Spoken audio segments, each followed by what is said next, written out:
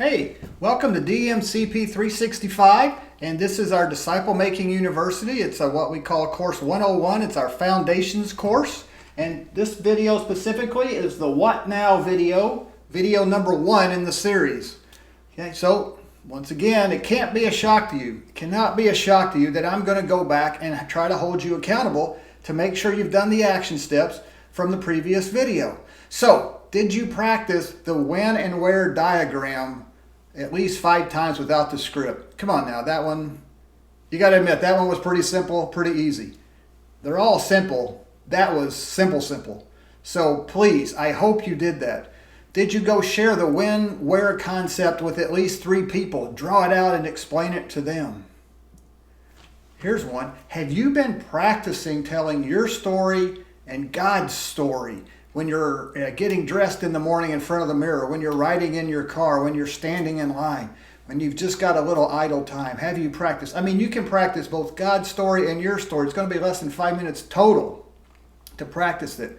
And I would encourage you, practice them out loud. Saying it in your head is not the same as it coming out of your mouth. It's going to be different. And you want to practice the way you're going to do it when you're engaging with people. So practice it by saying it out loud. I know it sounds crazy, but say it out loud. It will be different than the way it sounds in your head.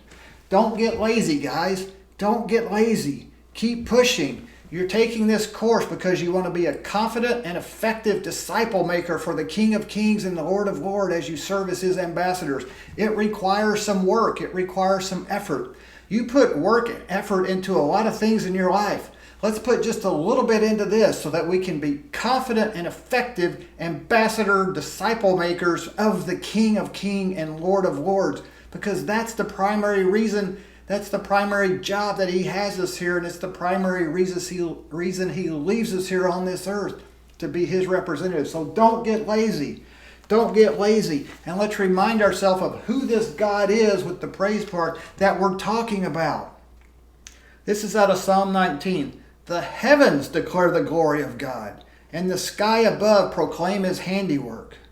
Day to day pours out speech, and night to night reveals knowledge. There is no speech, nor are there words, whose voice is not heard. Their voice goes out through all the earth, and their words to the end of the world. Even the stars and the sky are proclaiming God's greatness to all the world. That's the God that we're serving. That's the God that we're doing this for. That's the God that's giving us the privilege of being able to be used by Him to glorify His name here on this earth.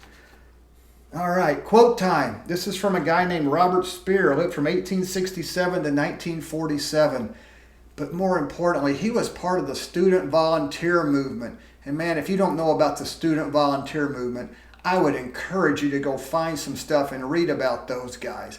Those guys and gals were radical for God, in a good way, radical, sold out for God in doing their primary job while here, which is making disciples of all nations. All right, so the objective of this video and of this chapter is to know what to do based on the response of the person who you made the offer to.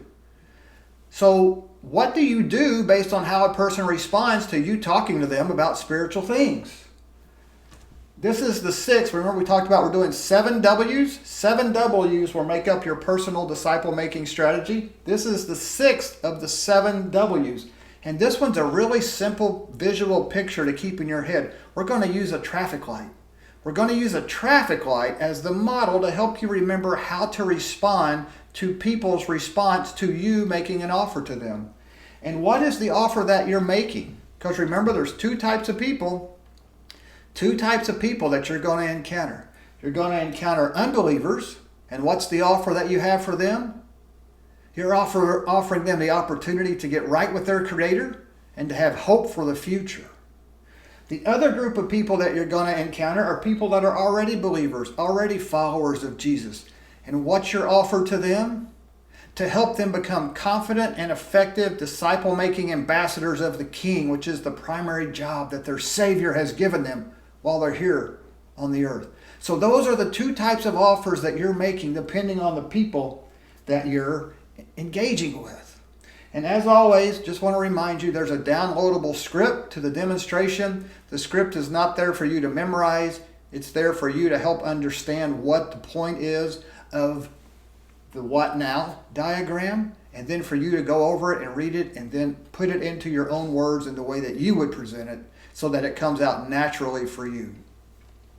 All right, what are we really addressing here? This is a huge fear that I found for myself as I'm out making disciples, especially when I first started, and I'm finding for others. One of the big fears or reasons that people have that they don't go out and make disciples is that they're afraid they won't know what to do based on how someone responds to the offer they're making when they're having a spiritual conversation, when they've offered to pray for them, when they maybe shared their story or God's story or some other spiritual story or concept with someone. They're concerned, how do I respond based on how they respond? And so this is addressing that fear, because if you're afraid, it produces paralysis, correct? And paralysis leads to what? No action. It leads to you or me or someone else not going out and engaging with people to find the people that God is working on so that we can make disciples. So that's a big issue, the big fear that this what now is addressing. How do you respond to someone else's response to what you just said or what you guys have been talking about? So let's get to the demonstration so that you can continue to create your own personal disciple-making strategy.